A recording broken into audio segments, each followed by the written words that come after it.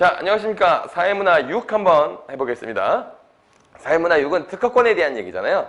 근데 이게 뭐 그렇게 어려운 내용은 아니죠. 그렇죠? 간단한 내용이라서 사실은 설명 자체는 짧게 할게요. 자, 그런데 이게 문제를 풀 때 약간 불편해하는 요소가 조금 있더라고요. 뭐가 불편해했냐면 그러니까 이 주체가 누구냐 이걸 조금 헷갈려 하는 경우가 있었어요. 몇 번 문제냐면 5번 문제에서 판매액의 5%가 침해한 사람의 것이냐 아니면 이게 특허권자의 것이냐 뭐 이런 것들이 조금 어려웠는지 그거에 대한 설명이 없는데 이 문제를 어떻게 푸나요? 이런 질문들이 많이 나왔어요. 이건 내용에 대한 질문보다는 문제에 대한 질문이 많이 나와서 선생님이 그래서 하는 겁니다. 자, 첫 번째 문단은 특허권에 대한 얘기를 하고 있습니다. 자, 특허권이라고 하는 것은 그냥 발명을 한 자 또는 그 승계인, 그러니까 발명한 것을 다른 사람이 쓰도록 해줄 수도 있고 뭐 이걸 임대해 줄 수도 있고 하잖아요. 그쵸?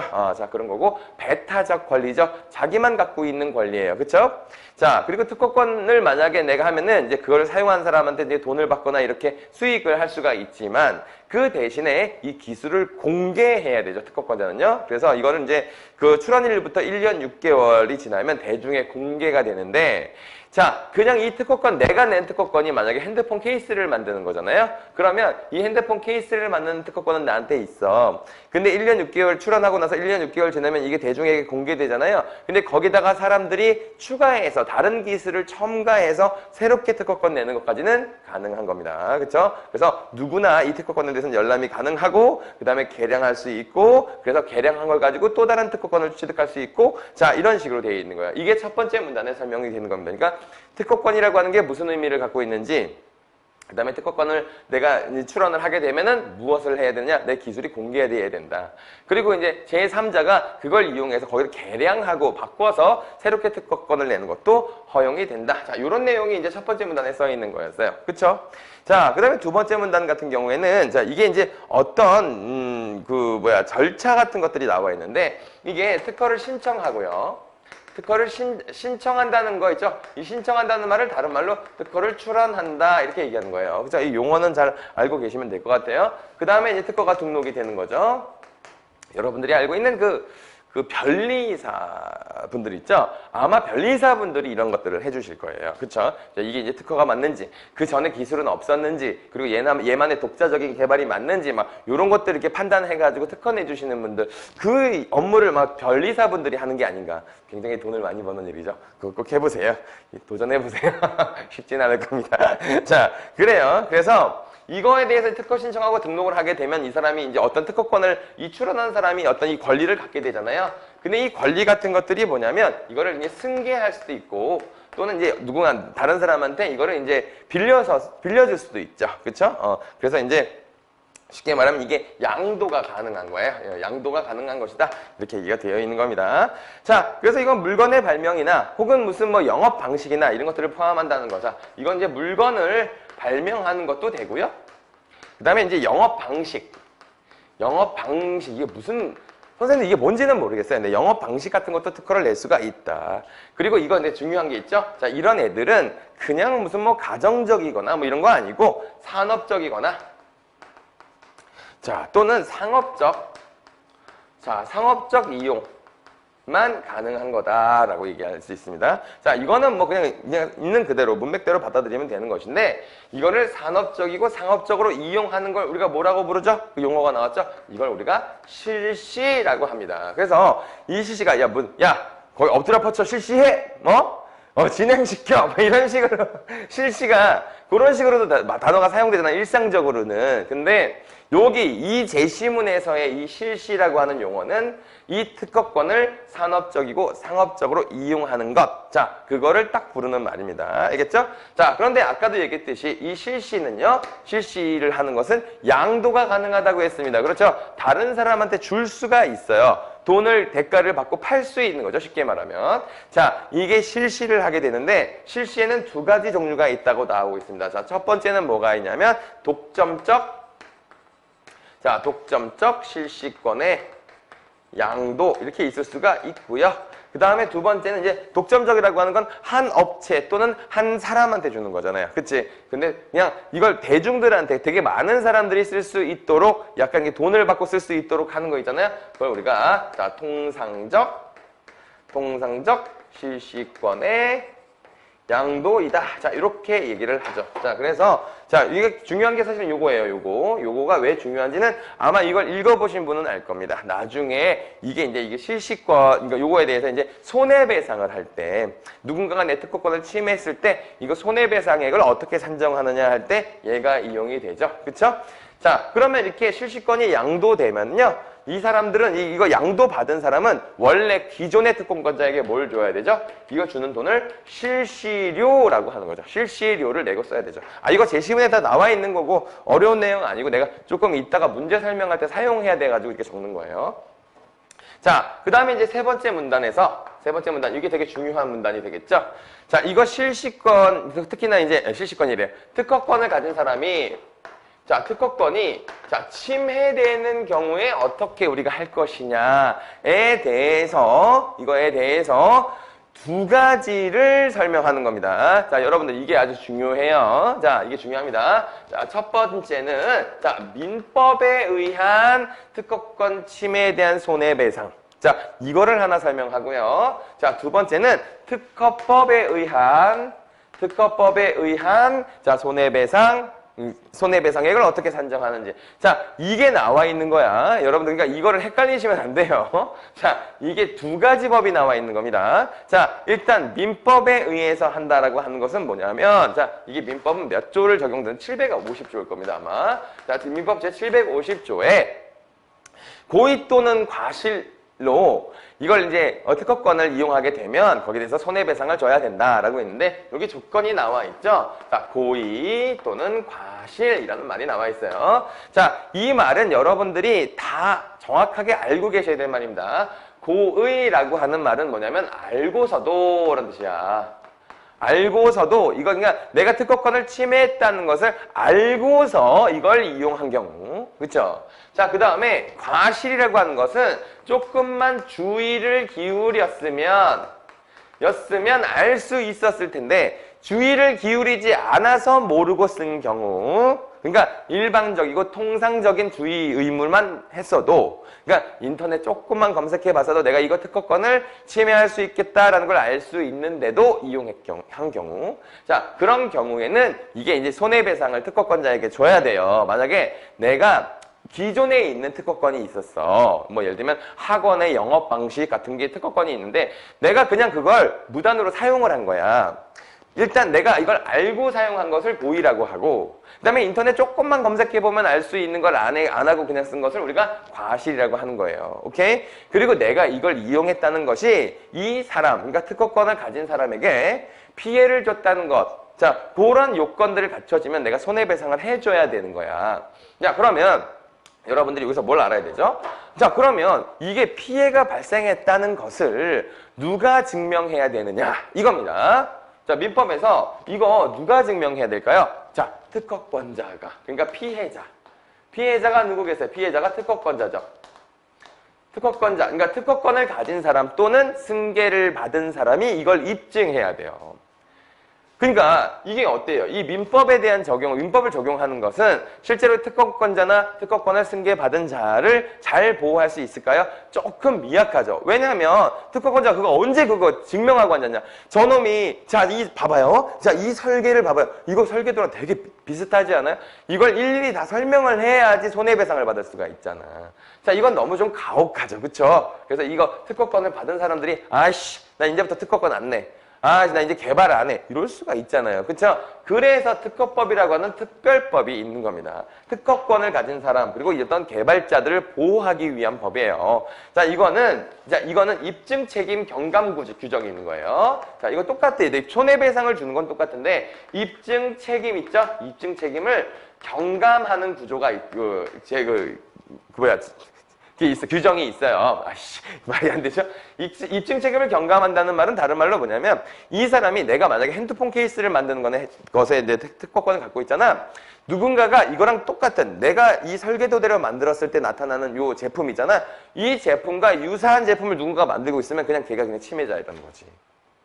특별하게 막 입증을 막 열심히 할 필요 없이 걔가 그걸 생산하고 있다, 만들고 있다, 그걸로 판매를 하고 있다. 이 정도를 그냥 입증하면 끝인 거예요. 오케이? 그래서 이 특허법은 특허권자들을 굉장히 보호하는 그런 법이라고 볼 수 있겠죠? 그래서 이걸 우리가 다 멋있는 말로 뭐라고 하느냐? 자, 생산 방법의 추정 규정입니다. 자, 생산 방법의 추정 규정을 갖고 있다. 이렇게 되는 거예요. 아시겠죠? 자, 그러니까 얘가 이걸 나랑 똑같은 걸 만들었어. 그러면 얘는 분명히 특허권자의 방법으로 만들었을 것이다. 이렇게 추정해버리는 겁니다. 그렇죠? 그러면 입증 책임이 굉장히 완화되겠죠? 내가 굳이 입증 안 해도 만들고 있으면 그냥 얘가 침해한 거니까.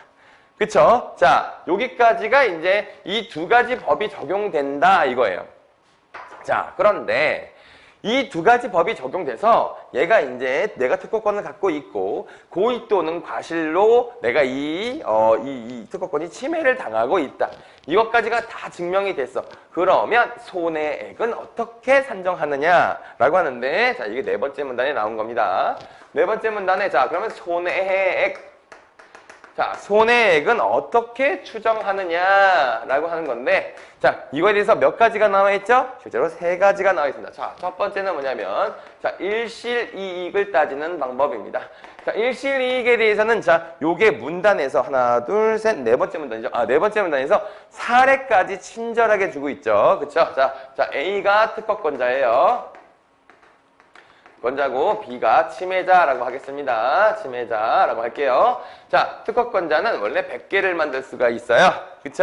자, 그런데 자, 100개를 이게 생산 가능 수량입니다. 자, 생산 가능 수량이 100개예요. 근데 실제로 판매는 60개를 했어요. 오케이? 자, 그리고 B는 자, 생산 가능 이거 별로 필요하지 않아요. 얘네가 50개를 팔았어요. 50개를 팔았어. 자, 그러면 이 일실이익에 대해서는 어떻게 손해액을 추정하는 것이냐? 그냥 B가 50개를 팔았으니까 50개에 대해서 일실이익을 추정하는 것이 아니라 자, 이 100개를 생산 가능했잖아요. 근데 이미 60개를 팔았죠.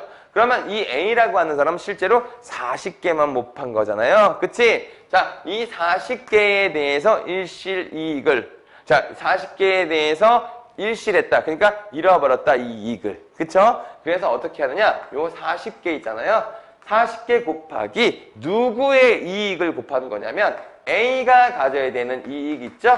이거를 곱해서 그래서 손해액을 산정하는 거예요. 아시겠습니까? 자, 여기서는요. 중요한 게 A의 이익을 곱하는 것이다. 요거를 꼭 기억하셔야 됩니다. 요거를 헷갈리시면 안 돼요. 자, 두 번째 방법이 있습니다. 두 번째는 자, 이거는 침해 행위를 통해서 얻은 자, 이걸 가지고 손해액을 추정하는 방법이 있죠. 자, 이거는 별로 요걸로 그냥 그대로 할게요. 이거는 그냥 어렵지 않아요. 자, 어떻게 하는 거냐? 그냥 요거 B 있죠? B가 아까 50개 팔았다고 했잖아요. 그렇죠? 그러면 50개 곱하기 B의 이익 자, 요거를 곱해서 나타나는 숫자를 침해 행위에 의해서 얻은 이익이라고 하는 겁니다. 자, 이거는 B의 이익을 곱하는 거예요. 알겠습니까? 자, 요거 때문에, 요 두 개 때문에 선생님 두 개 중에 어떤 이익을 곱하는 거예요? 자, 요거를 물어보는 학생들이 꽤나 많은데 자, 요렇게 하는 거예요. 알겠죠? 왜냐면 B라고 하는 침해자가 얻은 이익을 뺏어가야 되니까 B의 이익 하나를 판매했을 때 얻는 이익 있잖아. 그걸 50개 곱하는 거죠. 그렇죠? 자, 이렇게 하는 거. 자, 그러면 세 번째 손해액 추정 방법이 뭐냐면 자, 통상적 실시료 맞죠? 통상실시료. 자, 통상실시료로 자, 이걸 받는 방법이 있는데 이 통상실시료는 일반적으로 이 이제 특허권 침해의 손해배상액의 약간 최소배상액이다 이렇게 얘기합니다. 최소배상액이라고 하는 것은 만약에 얘네들을 계산했을 때 이것도 되게 중요한 포인트니까 잘 알아두셔야 돼요. 얘네들을 계산했어요. 근데 만약에 통상실시료 이 세 번째가 제일 크잖아요? 그럼 얘로 배상을 해준다는 뜻이겠죠. 그쵸? 그러니까 적어도 얘네들께 얘보다는 커야 얘네들로 주는 거예요. 무조건 만약에 얘가 제일 크잖아요? 세 번째 통상실시료가 제일 크면 통상실시료로 손해배상합니다. 근데 이 최소배상액인데 이 배상액을 산정하는 방법은 자, 요걸 기준으로 해볼게요. 이거는 자, B의 판매량 곱하기 가격, B의 가격이에요. 자, B의 이익, 아니, B의 가격이죠. 가격에다가 실시료율이 있습니다. 자, 실시료율. 그러니까 뭐 예를 들면 5% 그러면 0.05 이렇게 곱해서 산정합니다. 자, 요거를요 살짝 5번 문제를 통해서 잠깐 좀 볼까요? 자, 5번 문제 지금 자 137페이지에 5번 문제 있어요. 5번 문제가 답이 2번이잖아요. 그쵸? 2번인데 갑이 을에게 통상실시료를 손해배상액으로 지급할 것을 청구한다면 갑은 을로부터 최소 32억 원을 배상받게 된다 그러는데 이게 틀린 거잖아요. 그쵸? 자, 근데 이게 원래대로 하면 어떻게 되죠? 자, 이게 을이 침해자잖아요. 자, 을이 침해자예요. 자, 그러면 을이 얼마에 팔았죠? 80만 원에 팔았죠. 그쵸? 몇 개 팔았죠? 5만 대를 팔았죠. 거기에 통상실시료율은 0.05, 그러니까 5%입니다. 그렇게 계산을 해야 되는 거예요. 그래서 얘도 누구 거를 가지고 해야 되느냐를 좀 명확하게 해줬어야 조금 더 쉬운데 그냥 용어를 가지고 설명하는 바람에 학생들이 이거 문제 풀 때 좀 헷갈렸다고 하더라고요. 자, 다시 한번 정리해 볼게요. 일실이익은요. 일실이익의 이 이익은 A의 이익을 기준으로 해서 못 판 거 40개 곱하기 A가 가져갔어야 되는 이익, A의 특허권자의 원래 이익을 곱하는 방식이에요. 침해 행위를 통해서 얻은 이익액을 손해배상으로 할 때는 무조건 침해자의 것만 갖고 하는 겁니다. 침해자의 판매량, 그 다음에 침해자의 이익. 이걸 곱해갖고 구하는 거예요. 통상실시료도 침해자, 그러니까 B를 기준으로 하는 겁니다. B를 기준으로 해서 전체 판매량을 구하고 실시료율을 곱하는 방식으로 이렇게 구하는 거다. 자, 나머지 내용은 하나도 안 어려운데 이거 도대체 어떤 걸 적용하는 겁니까? 에 대한 질문이 많았어요. 자, 그래서 이거를 설명하고 있는 겁니다. 자, 그러면 이제 설명을 다 한 거고요. 맨 마지막에 5번째 문단에 본문으로 돌아올게요. 5번째 문단에서 설명한 게 뭐냐면 손해액 산정이 지금 이렇게 규정을 했음에도 불구하고 손해액을 추정하는 건 늘 어렵다. 자, 그런 얘기를 하는 거예요. 자, 손해액을 산정하는 것이 매우 어렵다. 이렇게 세 가지 방법을 갖고 있지만 그래도 어렵다는 거야. 자, 그런데 이게 왜 어려우냐? 봐봐요. 이게 이 손해액을 추정하는데 손해액이 너무 크면 어떤 일이 발생할까요? 그러면 이 특허권자가 이걸 누구한테 판매하거나 아니면 양도하거나 하지 않고 누가 침해하기만을 기다리면 되죠. 그렇죠? 침해하기만을 기다리고 있으면 누군가가 침해를 할 거 아니에요. 그 기술을 이용하는 놈이 있을 거 아니에요. 그러면 그걸로 그냥 손해배상액만 계속 받는 약간 조금 악순환이 발생할 수가 있겠죠. 그러면 또 이 손해액이 너무 적으면 어떻게 될까요? 너무 적으면 사람들이 그냥 마음 놓고 침해를 하겠죠. 그러면 특허권자들이 더 이상 발명을 하거나 할 유인이 없어지겠죠. 자, 그런 문제가 있다는 겁니다. 자, 그래서 1번 문제로 이제 넘어가서 한번 볼게요. 자, 1번 문제. 일치하지 않는 것은 1번. 기존의 기술을 개량한 발명 기술은 그렇죠? 자, 이거 내가 첫 번째 문제에서 설명한 거죠. 개량한 것도 특허권을 출원할 수 있어요. 자, 이번에 특허권에 대한 설명. 이것도 너무 쉽네요. 이것도 그냥 넘어가겠습니다. 자, 3번 문제에서 가장 적절한 것 물어봤는데 3번. 특허를 실시하고 있지 않은 특허권자라고 하더라도 자, 특허권자인데 지금 이걸 이용하고 있지는 않아. 근데 특허권의 침해 사실을 입증했다. 누군가가 근데 내가 만든 이 특허권에서의 그 제품을 누군가가 만들어서 팔고 있어. 아까 민법에 의하면 자기가 입증해야 되지만 특허법에 의하면 입증 안 해도 되죠. 그냥 걔가 만들고 있는 것만으로도 추정이 돼요. 그러면 디귿을 통해 침해에 있는 손해액을 추정해 손해배상을 청구할 수 있다라고 했는데 자, 디귿이 뭐였죠? 통상실시를 통해 손해액을 추정할 수 있는 규정. 그러니까 실시를 안 하고 있더라도 이게 최소배상액이니까 이거를 통해서 받을 수가 있어. 왜냐하면 왜 이걸로 받아? 왜 이걸로 받느냐면 일단 자기는 생산을 안 하고 있잖아. 그쵸? 그 다음에 침해이익을 얘가 이제 이거 누군가가 만들어가지고 팔아야 되는데 가장 좋은 방법은 뭐가 되겠어요? 좋은 방법은 이게 최소배상액이니까 이걸로 통상실시료를 가지고 손해배상액을 추정하는 건 내가 실시를 하든 하지 않든 상관이 없다는 겁니다. 아시겠어요? 내가 실시를 하고 있든 하고 있지 않든 간에 그냥 이걸 가지고 최소배상액을 추정할 수는 있다는 거죠. 자, 그래서 3번인 거예요. 자, 4번 문제도 그냥 넘어가도 되겠고요.